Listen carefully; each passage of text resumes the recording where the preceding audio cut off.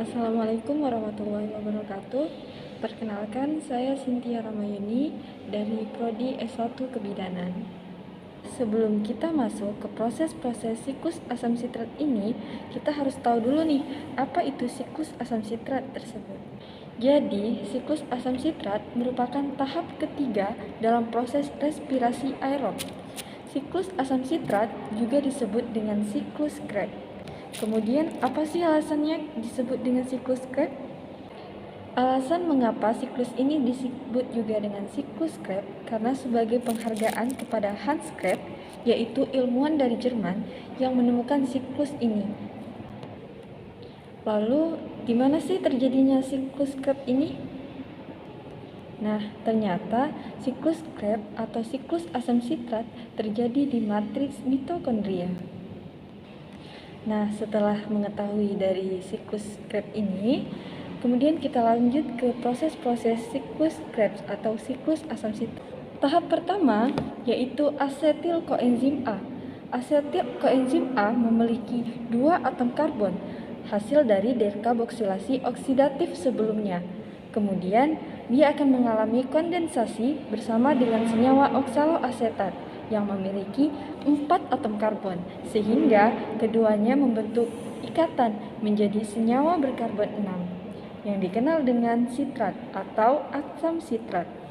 Enzim yang berperan pada tahap ini adalah enzim sintase. Karena pada tahap ini, hasil pertama didapat yaitu sitrat, maka nama dalam proses ini disebut dengan asam sitrat. Selanjutnya, pada pembentukan sitrat, koenzim A akan dilepaskan sehingga sitrat tidak memiliki koenzim A. Enzim yang berperan pada tahap ini adalah enzim sitrat sintase. Selanjutnya, proses yang ketiga, sitrat mengalami perubahan menjadi isositrat. Isositrat masih memiliki 6 karbon karena pada reaksi pada tahap ini hanya terjadi isomensasi atau pengubahan dari satu senyawa ke senyawa lain yang masih memiliki rumus senyawa yang sama. Pada tahap ini juga terjadi 2 reaksi, yaitu pelepasan H2O atau molekul air yang disebut dengan dehidrasi, juga penambahan molekul air atau H2O yang disebut dengan hidrasi. Proses pengubahan sitrat menjadi asam sitrat ini dikatalisis oleh enzim akonitase. Selanjutnya, tahap ketiga, isositrat yang memiliki 6 atom karbon akan diubah menjadi alfa ketoglutarat yang memiliki 5 atom karbon. Pada tahap ini terjadi pelepasan ikatan yang berarti ada elektron yang dilepaskan pula. Elektron yang dilepaskan ini akan diterima oleh NAD+, sehingga membentuk NADH. Pada tahap ini terjadi proses dekarboksilasi atau pengurangan karbon. Karbon ini akan membentuk CO2. Enzim yang berperan pada tahap ini adalah isositrat dehidrogenase. Selanjutnya, alfa ketoglutarat diubah menjadi subsinil koenzim A yang memiliki 4 atom karbon. Tahap ini terjadi dekarboksilasi. Satu karbon akan membentuk molekul karbon dioksida. Selain itu juga terjadi reduksi NAD+, sehingga membentuk NADH. Karena pada tahap ini terjadi perubahan alfa ketoglutarat menjadi subsinil koenzim A, berarti terjadi penambahan koenzim A, sehingga koenzim A akan berikatan dengan senyawa subsinil, membentuk subsinil koenzim A.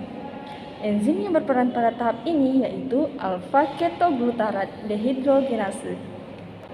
Kemudian proses selanjutnya yaitu suksinil koenzim A akan diubah menjadi suksinat.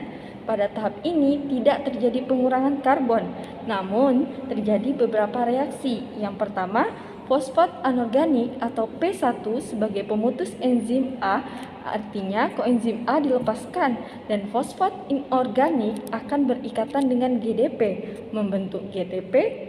Namun pada beberapa sel fosfat yang telah membentuk GTP akan ditransfer lagi ke ADP sehingga membentuk ATP.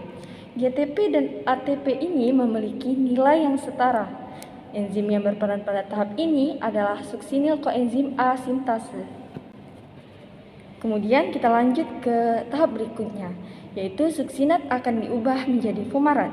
fumarat memiliki 4 atom karbon. Pada tahap ini terjadi pelepasan elektron sehingga elektron ditangkap oleh FAD+ dan membentuk FADH2. Enzim yang berperan pada tahap ini adalah enzim suksinat dehidrogenase. Selanjutnya, fumarat.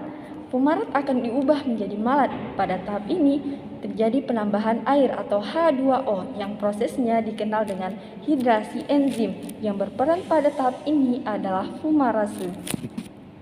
Selanjutnya, malat akan diubah menjadi oksaloasetat yang memiliki 4 atom karbon. Pada tahap ini terjadi pembentukan NADH yang berasal dari NAD+.